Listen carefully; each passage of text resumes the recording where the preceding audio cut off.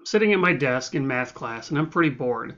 I'm in middle school and math just really isn't that challenging to me. This particular day, the teacher asks to see me after class and informs me that I'm being transferred to an advanced math program. So I start these advanced math programs, and I wouldn't even call this what I would consider challenging. In fact, it's fun.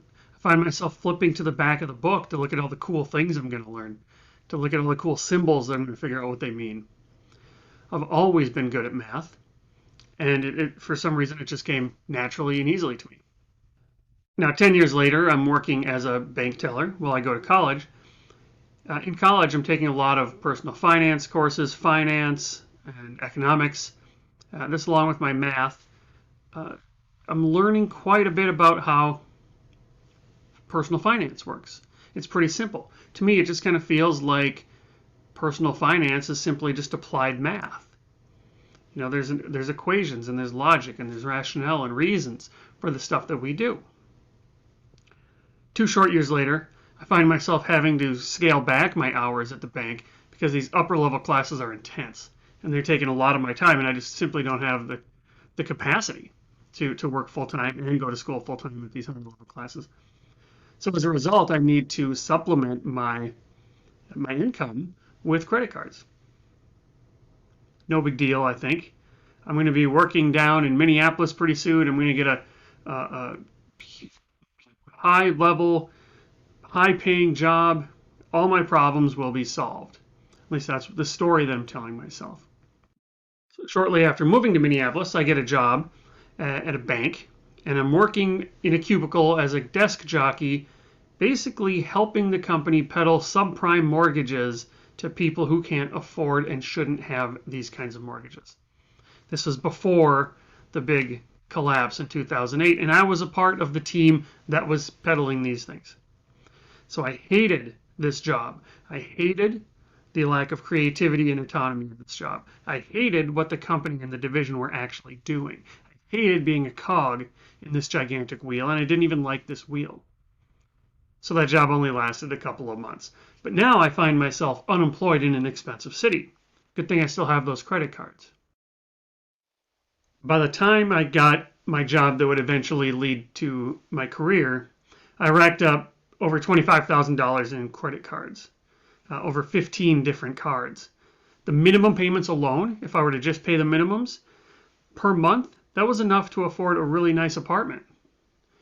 Just interest payments alone, I'm paying more than $5,000 every year. I don't quite understand it. Personal finance is supposed to be about math. It's supposed to be about logic. It's supposed to be about information. I'm good at those things. So how did I get into this situation? Well, this is the point in my life when I learned that money is not about information, logic, and math. Money is about emotions, behavior, and psychology. Find out more right after this.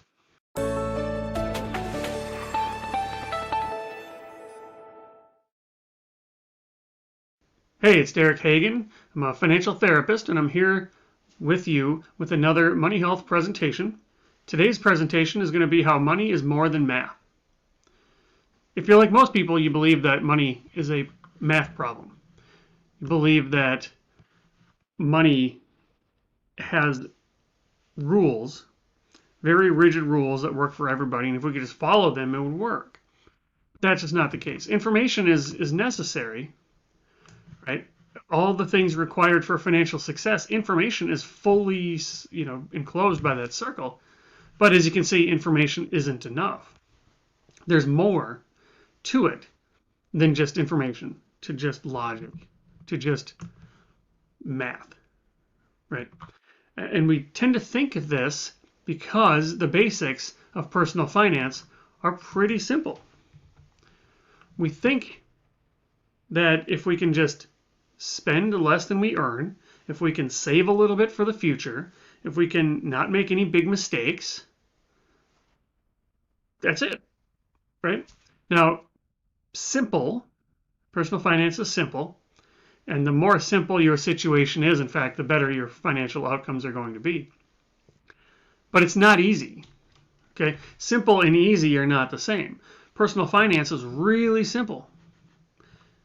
but it's not easy. Now, simple refers to the concepts and the ideas and the rules, right? So there can be a simple concept. Don't spend money on stuff you don't need. The opposite of simple is complex, right? So a complex system, that's got a lot of moving parts that's harder to keep track of, but personal finance is simple. Now, easy, that's not the same thing. Easy means how hard is it for you to actually do it. So the opposite of easy is difficult.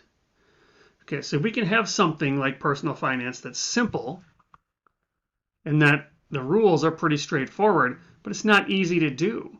And it's not easy to do because money is emotional. And once you start introducing emotions, things change.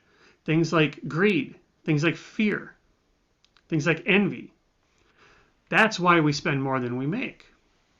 Now we need to think about personal finance in two pieces, two sides of the coin, really. And I have this drawn as a triangle or a pyramid because it really needs a foundation. Now, most of us are thinking about this exterior finance. That's what I was thinking about when I was growing up. That's your information, that's your logic, that's your math. Those are the strategies, the tactics. That's what you read about. 7 things you need to do at the start of the year or whatever the article says. Right, but that needs to sit on a solid foundation of interior finance. Interior finance is about you. That's inside of you. All of us are different. We all have different emotions. We all have different feelings. We all have different motivations.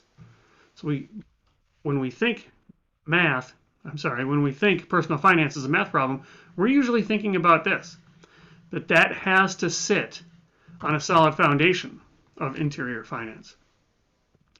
And when it comes to making change, there's a couple of ways that we can be motivated.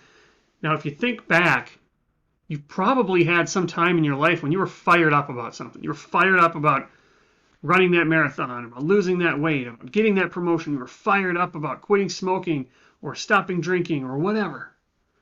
That's because you were intrinsically motivated. Intrinsic motivation comes from inside you. That means you want to change for change's sake. You want to change because you don't need, even if you couldn't tell anybody to brag about your change, you would still do it.